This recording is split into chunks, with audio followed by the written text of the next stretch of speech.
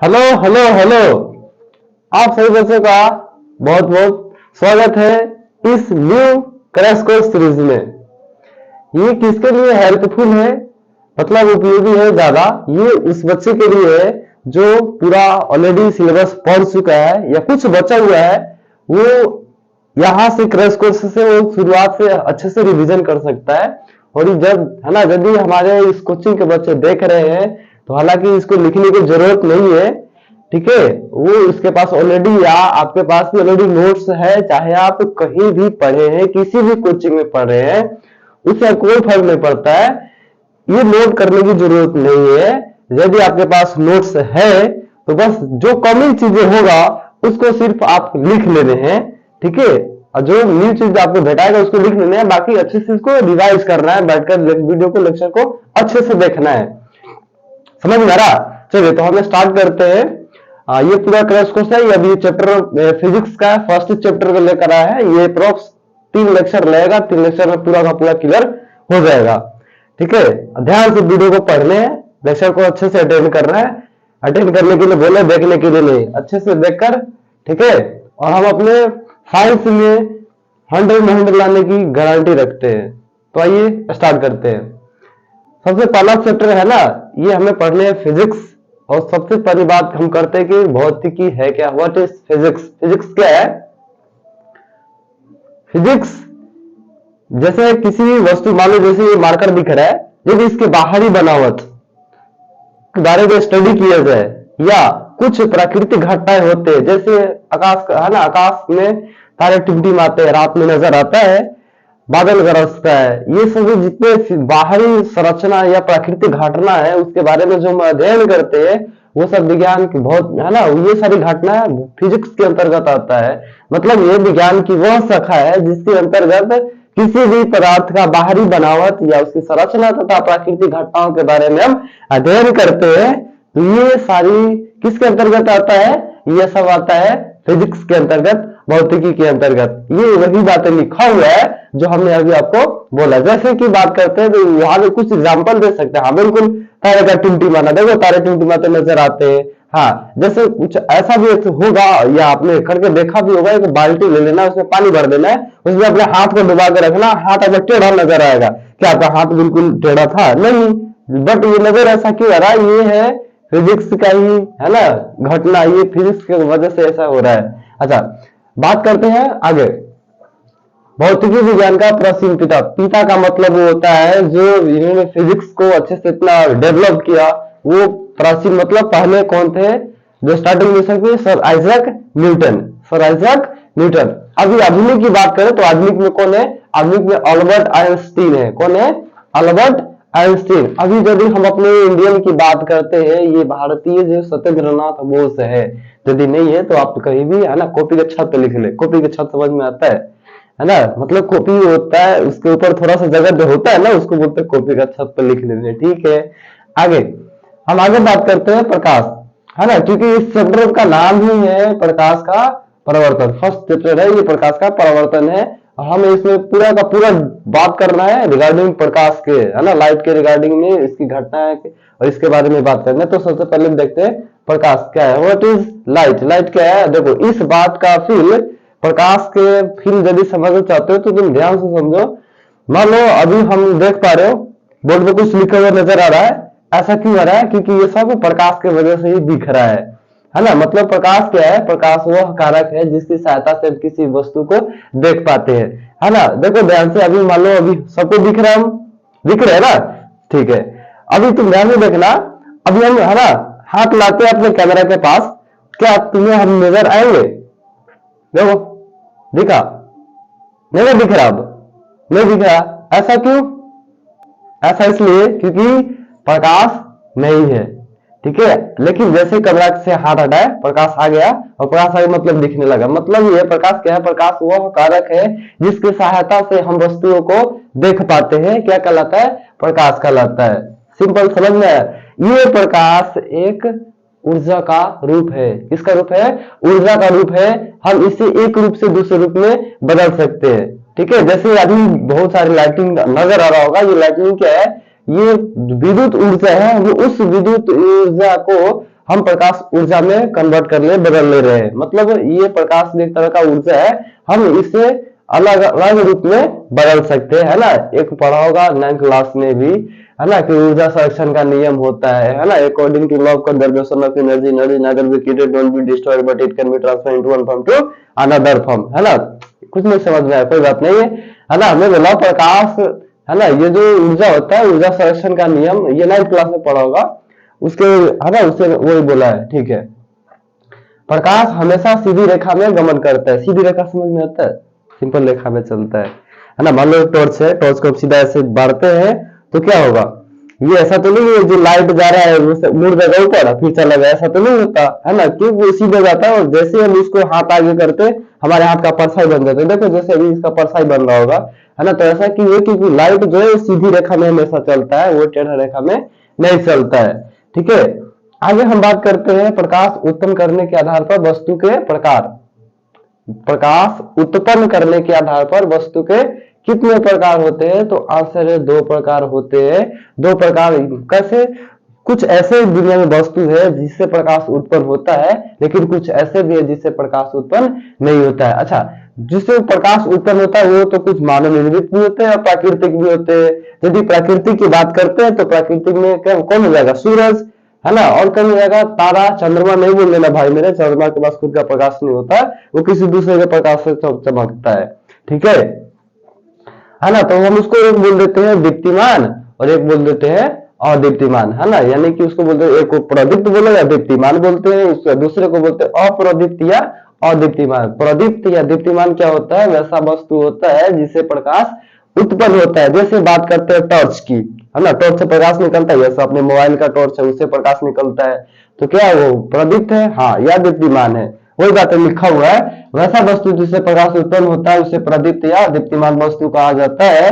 जैसे कि बात करते हैं सूर्य, सूर्य से निकलता है, ये प्राकृतिक है, ये प्राकृतिक है। तारा, तारा प्राकृतिक है। टॉर्च, टॉर्च अपने मानव निर्मित है ना। और लाइट, ये सब ये, है ना। और भी बहुत सारे पहले के इंस्ट्रूमेंट भी हो गए, जैसे बात करते हैं दिया हो गया, लालटेन, ये सब भी है, ठीक है। अगला है अप्रदीप्त या अदीप्तिमान। वैसा पदार्थ जिससे प्रकाश उत्पन्न नहीं होता है उसे अप्रदीप्त या अदीप्तिमान वस्तु कहा जाता है।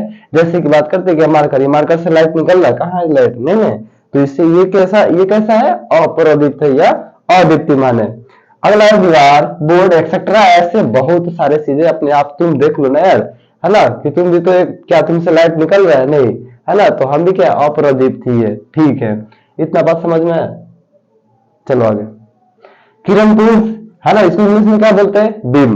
क्या बोलते हैं, बीम। प्रकाश के किरणों की समूह को किरण पुंज कहा जाता है। क्या बोला, प्रकाश के किरणों के समूह को किरण पुंज कहा जाता है। ये कितने प्रकार के होते हैं, ये 3 प्रकार के होते हैं। ये सवाल 3 प्रकार का होता है। किरण पुंज कितने प्रकार के होते हैं, 3 प्रकार के होते हैं। बहुत बार सवाल भी है। पहला अभिसारी किरण पुंज, दूसरा अपसारी किरण पुंज और तीसरा समांतर किरण पुंज। अभिसारी किरण पुंज का मतलब क्या होता है, अभिसारी, उसको बोलते हैं कन्वर्जिंग। क्या बोलते हैं, कन्वर्जिंग बोलते हैं, जो कन्वर्ज करता है। कन्वर्ज मतलब एक पॉइंट पे आकर मिलता है, ठीक है। तो बोलेंगे वैसा किरण पुंज जो किसी एक बिंदु पर आकर मिलता है उसे बोलते हैं अभिसारी किरण पुंज। क्या बोला, वैसा किरण पुंज जो किसी एक बिंदु पर आकर मिलता है उसे बोलते हैं अभिसारी किरण पुंज, ठीक है। अगला है अपसारी किरण पुंज, उसको बोलते हैं डाइवर्जिंग, किसी एक पॉइंट पर से निकलकर फैलते हुए चले जाएगा। जैसे मोबाइल के जो होता है ना टॉर्च, मोबाइल का पीछे वाला टॉर्च, वो क्या होता है, किसी एक पर्टिकुलर, उसको मान लो पॉइंट है, ठीक है, उसको हम मान लेते हैं एक पॉइंट है, उस पॉइंट से क्या होगा, एक पॉइंट से, है ना, बहुत सारे रे निकलते चला जाता है, उसको बोलते हैं हम अपसारी। वैसा किरण पुंज जो किसी एक बिंदु से निकलकर, वैसा किरण पुंज जो किसी एक बिंदु से होकर फैलते हुए चली जाती है उसे हम क्या बोलते हैं, अपसारी बोलते हैं, ठीक है। इसको बोलते हैं डाइवर्जिंग, इसको बोलते हैं कन्वर्जिंग। एक होता है समांतर किरण पुंज, इसको बोलते हैं पैरेलल बीम। पैरेलल, है ना, पैरेलल समझ में आता है, एक दूसरे के समांतर हो, मतलब समान अंतर, कितना समान अंतर होने चाहिए हमेशा। ये ऐसे नहीं होगा, ये ऐसे नहीं होगा, समझ में आ रहा, मतलब ये हमेशा एक दूसरे के बीच की दूरी समान रहता है, इसको बोलते हैं समांतर किरण पुंज।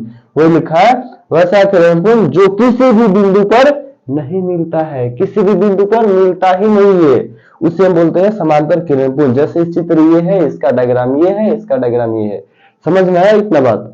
चलो आगे, है ना। यदि तुम्हें याद है अच्छी बात है, नहीं याद है तो हम जो बोले ध्यान से सूची समझो, ठीक है। आगे आगे हम बात करते हैं प्रकाश आर पार होने के आधार पर वस्तु के प्रकार। प्रकाश के आर पार, है ना, जैसे हम चश्मा लगाते हैं तो देखते हैं तो पूरा विजिबल आर पार दिखाई पड़ता है ना। जो बोतल होते है उजला वाला बोतल से देखते हैं ऐसे करके, फिर भी सब कुछ दिखाई पड़ता है ना। तो कुछ ऐसे वस्तु होते हैं जिससे प्रकाश आसानी से आर पार हो जाते हैं, लेकिन कुछ ऐसे वस्तु है जिससे प्रकाश आसानी से आर पार होता ही नहीं है, बिल्कुल नहीं होता है। लेकिन कुछ ऐसे भी पदार्थ है जिससे प्रकाश बहुत कम मात्रा में थोड़ा थोड़ा आर पार होता है। मतलब ये प्रकाश आर पार होने के आधार पर जो वस्तु के है कितने प्रकार होंगे? 3 प्रकार होंगे, है ना। ये सभी जगह बताए जाते हैं, सभी कोचिंग में तुमने पढ़ा भी होगा। आगे कौन कौन है? नाम याद आ रहा है? पहला पारदर्शी, दूसरा अपारदर्शी, तीसरा पारभासी। पारदर्शी बोलते हैं इसको, हिंदी इंग्लिश में क्या बोलते हैं? ट्रांसपेरेंट होता है। कैसा होता है? ट्रांसपेरेंट। अपारदर्शी ओपेक, पारभासी ट्रांसलूसेंट। अच्छा, पारदर्शी पदार्थ क्या होता है? वैसा पदार्थ जिससे प्रकाश आसानी से आर पार हो जाता है, वो क्या कहलाता है? पारदर्शी पदार्थ कहलाता है, ठीक है। जैसे उदाहरण की बात करें, एग्जाम्पल प्रोजेक्ट में शीशा, शीशा समझ में आता है? शीशा से जैसे देखोगे तो उसका प्रकाश आसानी से आर पार हो जाएगा, है ना। होगा चश्मा, साफ पानी, ये सब क्या है? किसका उदाहरण किसका है? पारदर्शी पदार्थ का। अगला है अपारदर्शी पदार्थ, वैसा पदार्थ है जिससे प्रकाश आसानी से आर पार नहीं होता है, उसे अपारदर्शी पदार्थ का। जैसे ईंट हो गए, दीवार हो गए, कॉपी हो गए, एक्सेट्रा, है ना। अपने आप में भी पारभासी पदार्थ किसे बोलते हैं? वैसा पदार्थ जिससे प्रकाश बहुत कम मात्रा में, समझ में आ रहा है? बहुत कम मात्रा में निकलता है ना, या बहुत कम मात्रा में उससे पास होता है, आर पार होता है, उसे पारभासी पदार्थ कहा जाता है। जैसे बात करते हैं कुहासा, तेल लगा कागज, इस एग्जाम्पल है घिसा हुआ आकाश। कुहासा में हमें क्या क्लियरली अच्छे से दिखाई पड़ता है? नहीं, ऐसा तो नहीं कि दिखता भी नहीं है, दिखाई देता है लेकिन 100% क्लियर कट नहीं दिखाई पड़ते, है ना। कुछ कुछ दिखता है, इसको बोलते हैं पारभासी, है ना। वही बात लिखा हुआ है, पारभासी। आगे है प्रकाश का परावर्तन, है ना। इसको इंग्लिश में बोलते हैं रिफ्लेक्शन ऑफ लाइट, प्रकाश का परावर्तन। इसको अब अच्छे से समझने हैं क्योंकि मेन चीजें यहाँ से स्टार्ट होता है अब, ठीक है। प्रकाश का परावर्तन, प्रकाश का किसी परावर्तक सतह से टकराकर पुनः उसी माध्यम में लौटने की घटना को प्रकाश का परावर्तन कहते हैं। क्या बोला? प्रकाश का किसी परावर्तक सतह वो सतह होता है जहां से प्रकाश टकराए और लौट के चले जाए हुए। जैसे और क्या, जैसे इसका एग्जांपल क्या सकता है परावर्तक सतह में, है ना। जो चेहरा रोज देखते हो ऐनक में, वो वाला हो सकता है। नहीं विश्वास है तो टॉर्च ऐसे मार के देखो, उस पे, है ना, निकलता है वो, ठीक है।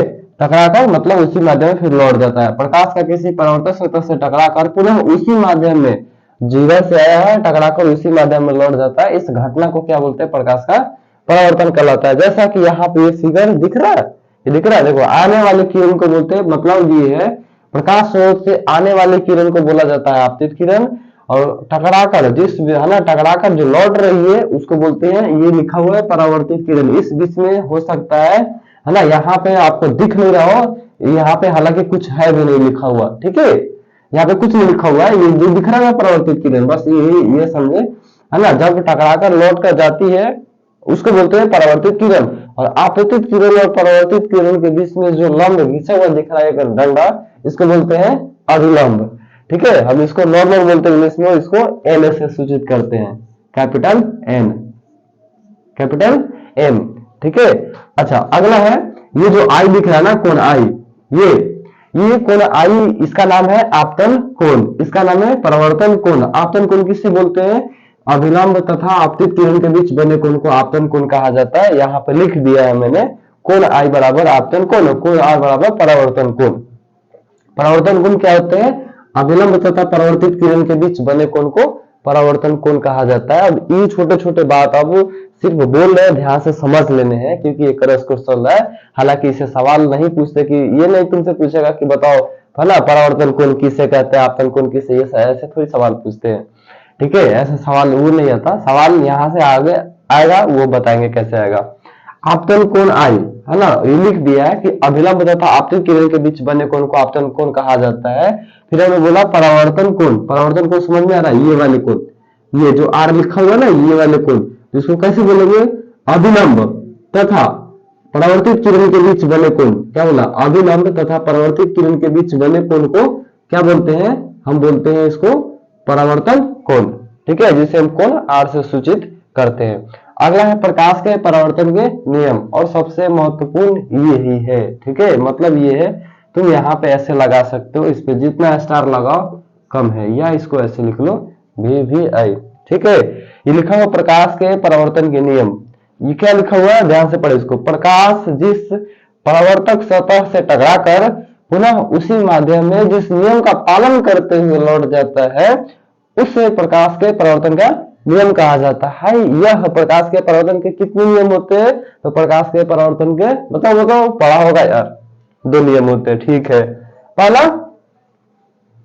याद आ रहा, देखो पहला क्या है ना, आपतित किरण, ये वाले किरण दिख रहा, आपतित किरण, कोमा परावर्तित किरण तथा आपतन बिंदु पर, है ना, मतलब आपतन बिंदु किसको बोलते हैं, तो जिस बिंदु पर आपतित किरण आकर टकराती है ना, परावर्तक सतह के जिस बिंदु पर आपतित किरण टकराती है उसके हम बोलते हैं आपतन बिंदु, वही बोला है ना। तो ये है आपतित किरण, आने वाले किरण, परावर्तित किरण, टकराकर जाने वाले किरण, तथा अभिलंब, जो आपतन बिंदु पर डाला गया अभिलंब है, ये तीनों क्या होता है, एक ही सतह में होता है ना। मतलब ये हम समझा सकते हैं कैसे, देखो एक ये दिख रहा, एक ये दिख रहा, ठीक है, और बीच में ये जो दिख रहा है, ये तीनों एक ही सतह में ऐसे होंगे, है ना। कहने का मतलब ये है, ये आपतित किरण, परावर्तित किरण तथा अभिलंब तीनों एक ही तल में होता है, एक ही सतह में होता है। एक ही सतह की बात करें तो ऐसे है, ऐसा नहीं कि कोई इधर है कोई इधर है कोई इधर है, ऐसा नहीं होता, समझ में आ रहा।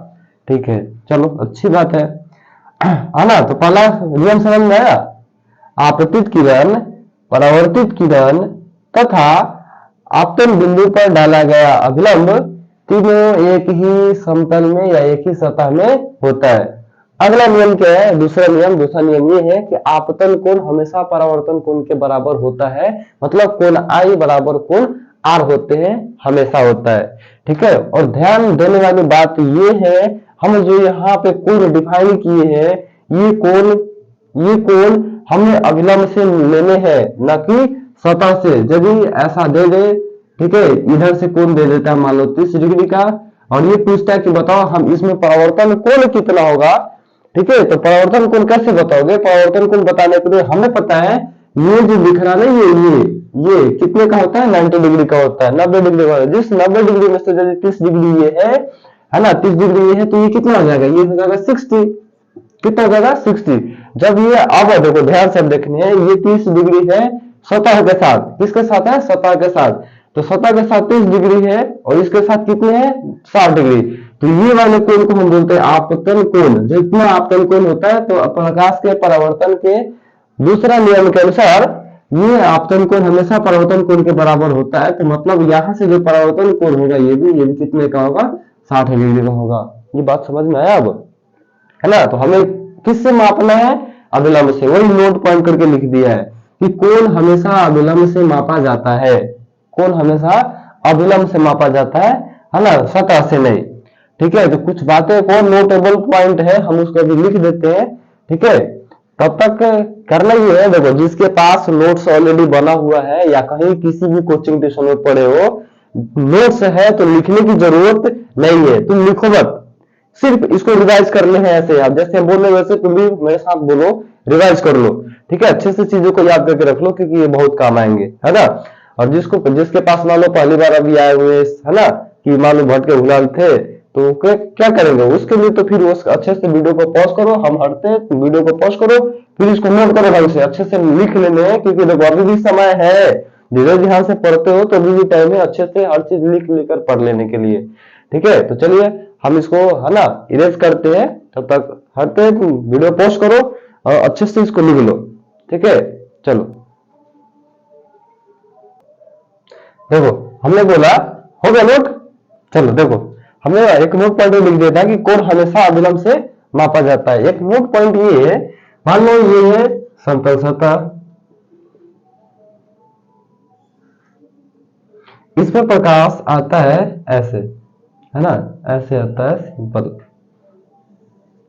सीधा सीधा बोले तो लंबवत, है ना। जब प्रकाश लंबवत पड़ता है, लंबवत पड़ता है। ठीक है, लंबवत मतलब समझ में आता है, इस पे डायरेक्टली 90 डिग्री का कोण बनाएगा ऐसा, ये आएगा तो टकरा कर जाएगा भी। आओ सनम जाओ सनम, चलो देखो ये है 90 डिग्री। ठीक है, अभी हमने पढ़ा आपतन कोण क्या होते हैं। आपतन कोण ये होता है अभिलंब तथा आपतित किरण के बीच बने कोण को आपतन कोण कहा जाता है। इसमें ये पूछता है कि बताओ कोण आई कितना होगा, कोण आर कितना होगा। इस सिचुएशन में कोण आई कितना होगा, देखिए है ना कि इसमें कोण आर कितना होगा, कोण आई कितना होगा। मतलब ये है आपतन कोण कितना होगा और परावर्तन कोण कितना होगा, है ना। जल्दी आता है तो वीडियो पॉज करो, जल्दी बताओ कमेंट में। ठीक है, हम तक हम करते ही रहे। देखो ये आपतन है ना, आपतित किरण इसी पर है, परावर्तित किरण इसी पे है। तो एक बात बताओ, जिस रास्ते पे आ रहा है उसी रास्ते से लौट जा रहा है, ये जिस रास्ते से आया उसी रास्ते से लौट गया, तो इसके बीच का कोण कितना हो गया। ये आया आया और इसी पे लौट गया, है ना, ऐसे आया और इसी पे लौट गया। और अभिलंब कहाँ है, तो अभिलंब इसी पर ऐसे डाला हुआ है, भले दिख नहीं रहा अलग बात है, लेकिन इसी पर डाला हुआ है ना। तो यहाँ पे कितना हो जाते हैं, कोण आई हो जाएगा 0 डिग्री और कोण आर हो जाएगा 0 डिग्री। समझ में आया, है ना। तो ये वाले बात लिख लेना है, कैसे, ऐसे फिगर बनाना, ये चित्र बनाने, ये बात लिखना है। और कोण आई मतलब आई हो जाएगा 0 डिग्री, कोण आर भी हो जाएगा 0 डिग्री। ठीक, चलो इतना हो गया, तो इतना को अच्छे से नोट करो।